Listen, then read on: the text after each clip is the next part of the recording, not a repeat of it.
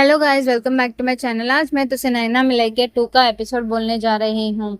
Episode की शुरुआत में अवंतिका पीहू को डरवाते डरवाते हुए कहती है कि वो उसकी कोई दूसरी गलती बर्दाश्त नहीं करेगी और उसे किताबें रखकर पहले घर का काम करने को कहती है। अवंतिका सोचती है कि पीहू ने जो सौगंध खाई थी उसे उसने मिट्टी में मिला दिया। इसके बाद पीहू पूरे घर में जादू पोछा करने का फैसला करती है ताकि इस बहाने उसे युवराज का कमरे में जाने और उनका हालचाल जानने का मौका मिल सके। इसी बीच अवंतिका को किसी का फोन आता है जिसे सुनकर उसके चेहरे का रंग उड़ जाता है। फोन पर दूसरी तरफ एक गुंडा उसे ब्लैकमेल करते हुए कहता है कि जो क्राइम उन्होंने करवाई है वो अटेम्प्ट टू मर्डर का मामला है, इसीलिए अब उसे क्रिमिनल बनने की कीमत थोड़ी ज्यादा चाहिए। अवंतिका गुस्से में उसे धमकी देती है और ज्यादा हवा में ना उड़े, उसे उसकी कीमत मिल जाएगी।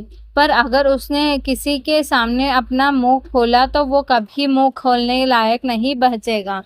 पीहू चुपकर अवंतिका के बातें सुन लेती है और सोचती है कि उसे पता लगाना पड़ेगा कि अवंतिका किस बात कर रही है, किसे से बात कर रही हैं। कहीं या वही शख्स नहीं है जो मिशिका के पापा के बारे में कुछ जानता हो।